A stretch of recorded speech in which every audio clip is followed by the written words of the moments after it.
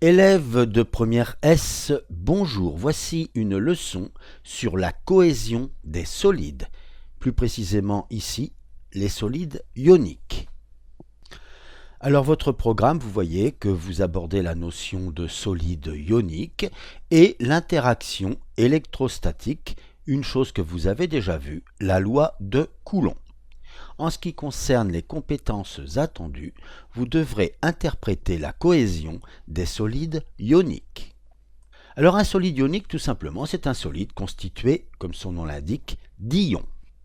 Pour illustrer notre leçon, nous prendrons l'exemple du chlorure de sodium, mais cet exemple aura valeur de généralité.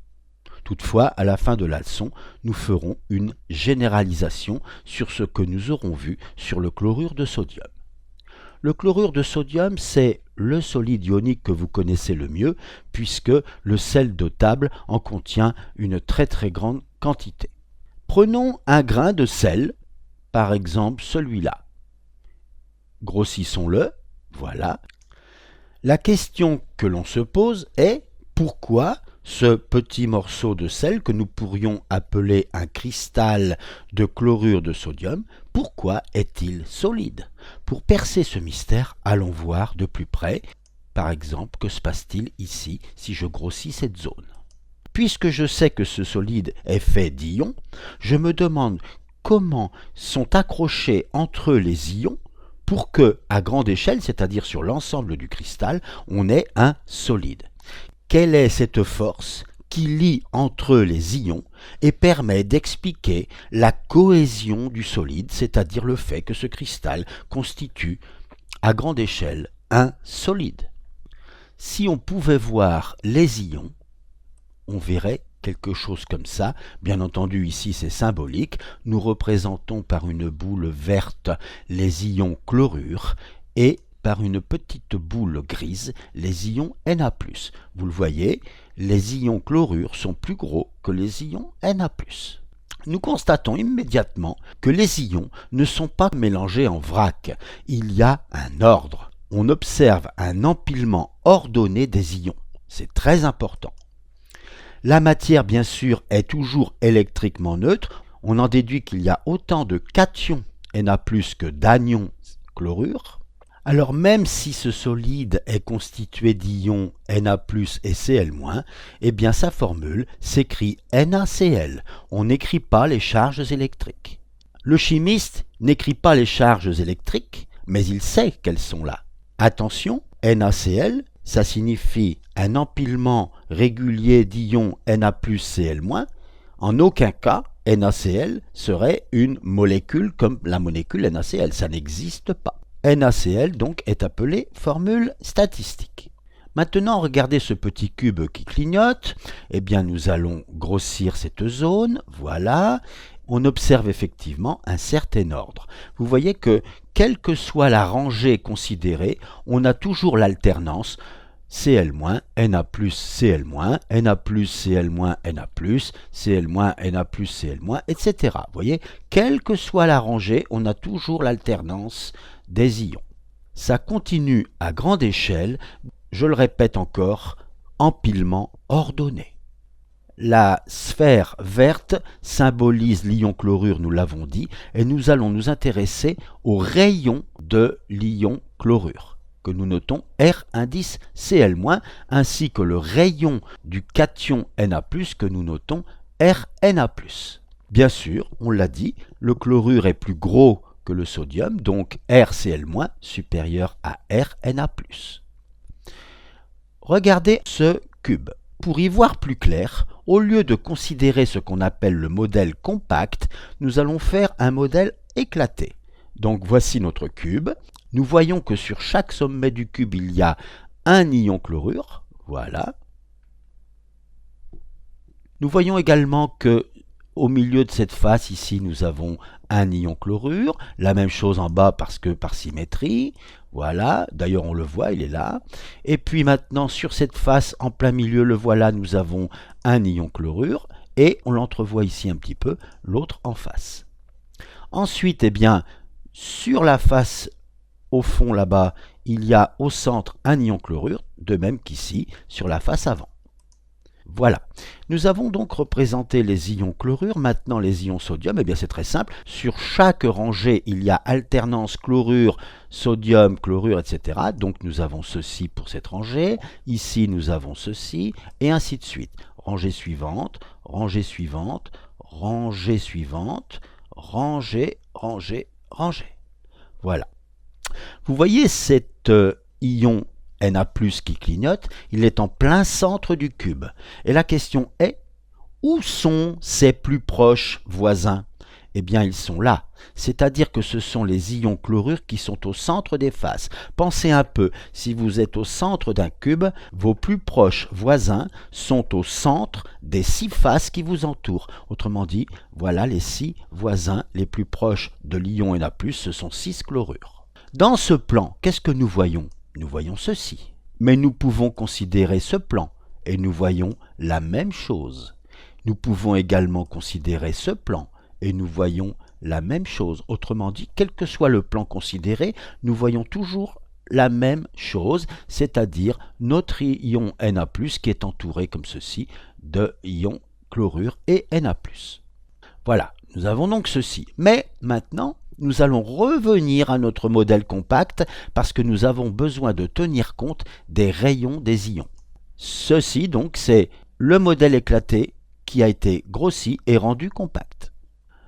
Ceci évidemment est un carré, donc ça aussi c'est un carré. Eh bien, quel est le côté du carré? Combien vaut ce petit a qui est le côté du carré? Il vaut le rayon du cation sodium plus le rayon de l'anion chlorure. Autrement dit, A, c'est RNA+, plus RCl-. Maintenant, quelle est la force qui agit entre Na+, et Cl-? Avec quelle force Na+, attire-t-il Cl-, puisqu'ils sont de charge opposée?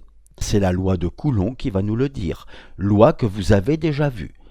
Il s'agit de K, une constante, multipliée par la valeur absolue de la charge de l'ion Na+, multipliée par la valeur absolue de la charge de l'ion chlorure, divisée par la distance entre les centres au carré. Or, la distance entre les centres, on vient de le voir, c'est petit a, qui est la somme RNA+, plus RCl-. La charge en valeur absolue de l'ion Na+, c'est petit e. Même chose pour la valeur absolue de la charge de Cl-, petite e. Je vais donc obtenir ceci. Et je remplace également RNA+, plus RCl- par A. Donc je trouve ceci. Et je rappelle que cette force est attractive, parce que charge positive, charge négative. Voilà donc ici représentées les forces d'attraction entre l'ion chlorure et l'ion sodium. Maintenant, quelle force agit entre un ion Na+, par exemple celui-là, et un autre ion Na+, ici? Eh bien, la loi de Coulomb nous dit que c'est K, valeur absolue de la charge de Na+, multipliée par valeur absolue de la charge Na+, c'est-à-dire E2, sur racine de 2A au carré. Pourquoi racine de 2? Eh bien, parce que la distance entre les deux centres des deux Na+, c'est la diagonale du carré. Autrement dit, ça vaut racine de 2A, donc au carré. Eh bien, racine de 2a au carré, ça fait 2a carré.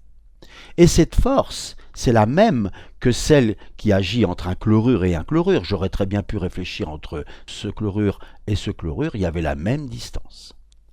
Mais cette force est répulsive, car c'est la répulsion entre deux charges de même signe. Enfin, qu'est-ce que je peux dire? En comparant ceci et ceci, je vois que la force attractive vaut 2 fois plus que la charge répulsive, à cause du 2 qui est au dénominateur ici. Autrement dit, la force d'attraction est 2 fois plus grande que la force de répulsion. C'est pourquoi j'ai fait des flèches 2 fois moins longues ici pour la répulsion. Alors bien entendu, ce n'est pas représenté, mais les deux ions chlorure se repoussent également. Alors maintenant, nous venons de réfléchir sur ce carré-là, on aurait très bien pu faire ça avec un chlorure au centre du carré, ça aurait été exactement la même chose, on aurait obtenu les mêmes résultats, c'est-à-dire que la force attractive vaut 2 fois la force répulsive. Eh bien 2, c'est beaucoup. La force attractive est 2 fois plus grande que la force répulsive. On commence à comprendre pourquoi le solide existe, pourquoi il y a cette cohésion. C'est tout simplement parce que l'attraction l'emporte sur la répulsion. On vient de voir que cet ion qui est au centre, qui est l'ion Na+, il a donc ça comme plus proche voisin, on va les appeler les plus proches voisins numéro 1. Par ordre de distance donc, en numéro 2, ce sont ces ions-là qui sont les ions Na+, qui eux sont repoussés. On comprend donc que pour l'instant c'est l'attraction qui l'emporte, mais qu'est-ce qui vient ensuite? Eh bien regardez, en 3e position, ce sont encore des chlorures, donc maintenant, à cette attraction qui l'emporte, s'ajoute une attraction. On va arrêter là, mais les ions suivants, en 4e position, ce sont des Na+, qui vont être repoussés, mais évidemment avec une force plus faible, et ainsi de suite, ce qui fait qu'à grande échelle, c'est l'attraction qui l'emporte. Et c'est donc cette attraction qui l'emporte qui explique la cohésion du chlorure de sodium, c'est-à-dire la cohésion des solides ioniques si on généralise. Voyons maintenant la formule statistique de quelques solides ioniques. Nous savons que la formule statistique du chlorure de sodium, qui est composé d'ions Na+ et Cl-, est NaCl. Vous voyez qu'on n'écrit pas les charges, on l'a dit, et qu'on écrit d'abord le cation et ensuite l'anion. Par exemple, quelle sera la formule statistique d'un solide ionique dont les cations sont les cations potassium K+, et les anions chlorure Cl-? Eh bien, ce sera KCl. Pour ce solide ionique, c'est un tout petit peu plus compliqué. On va obtenir CuCl2. En effet, pour compenser la charge d'un ion cuivre 2, il faut 2 ions chlorure. Rappelez-vous, électroneutralité.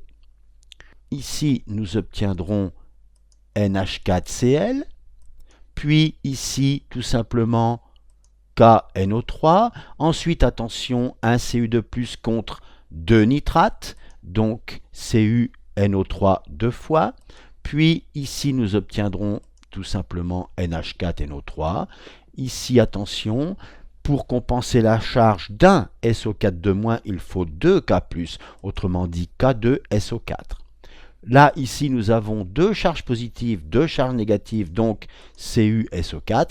Et le dernier, attention, pour compenser la charge d'un SO4 il faut 2 NH4+, donc NH4,2SO4.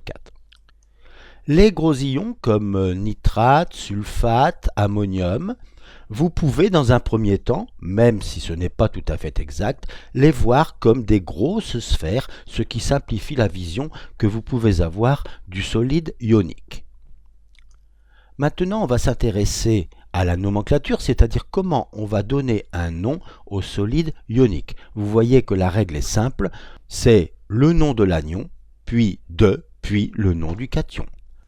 Les anions ont pour nom chlorure, nitrate, sulfate, et les cations, potassium, cuivre, ammonium.